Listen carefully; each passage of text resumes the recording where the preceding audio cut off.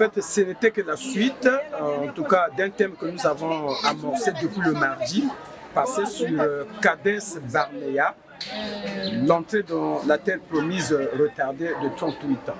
Donc nous avons voulu, à partir de ce thème, révéler un grand événement majeur qui s'était produit à Kadès Barnea lorsque les enfants d'Israël, après leur sortie d'Égypte, sont arrivés à Kadès Barnea, et un lieu où beaucoup de choses se sont passées. Et portée de ce message se situe au niveau de l'application, parce que l'Ancien Testament est un nombre de choses à venir, c'est-à-dire ce que les enfants d'Israël ont vécu en leur temps, nous l'appliquons aujourd'hui spirituellement. Parce qu'eux, ils avaient reçu la promesse d'entrer dans une Canaan terrestre.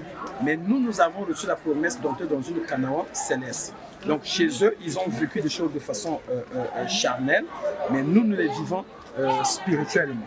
Donc ce qui leur était arrivé doit être aussi compris à notre époque de façon spirituelle.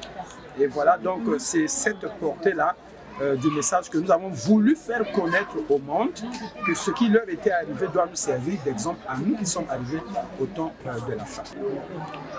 Et nous avons clôturé par une offensive de prière, symbole de la conquête. Les enfants d'Israël, 38 ans d'errance, après les 38 ans, le Seigneur leur parla de nouveau pour traverser la frontière afin d'aller prendre possession de la terre promise qui était occupée par les géants, les Néphilim, une race de géants.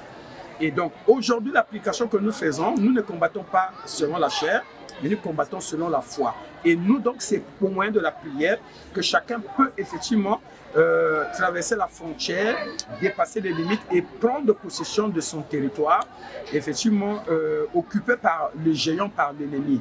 Et ce territoire peut être une bénédiction que le Seigneur a promise à une personne, à un groupe. Ce territoire peut être effectivement quelque chose, une bénédiction quelconque et que le Seigneur nous a promis. Il faut que ces promesses s'accomplissent.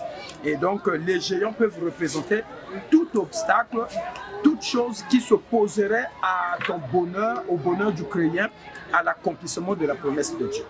Donc, et voilà, et la conquête se fait donc par la prière, et c'est un combat. Eux, ils ont mené un combat qui était physique, de corps à corps, mais nous combattons selon l'esprit, et c'est au moyen de la prière que nos ennemis qui sont aujourd'hui aussi spirituels peuvent tomber au moyen de la prière au nom du Seigneur Jésus-Christ. J'ai été visité par le Seigneur parce que si David l'a dit un jour dans ses paroles, nous nous ailleurs, donc pour nous aussi c'est la même chose. Le Seigneur chaque jour renouvelle ses bontés. Donc lorsque nous venons dans la présence de Dieu, nous devons faire attention, nous devons être attentifs, nous devons écouter le Seigneur parce qu'il ne reviendra plus sur la même chose, même si c'est le même message, mais ce n'est pas les mêmes paroles qui vont sortir. Donc à chaque jour, Dieu fait quelque chose de spécial. Donc nous devons toujours saisir l'opportunité lorsque nous venons dans la présence de Dieu, de ce que le Seigneur nous fait.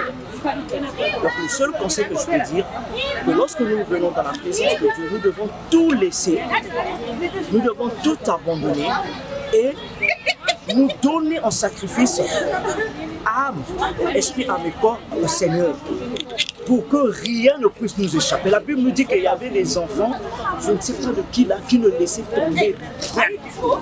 Ils prenaient tout.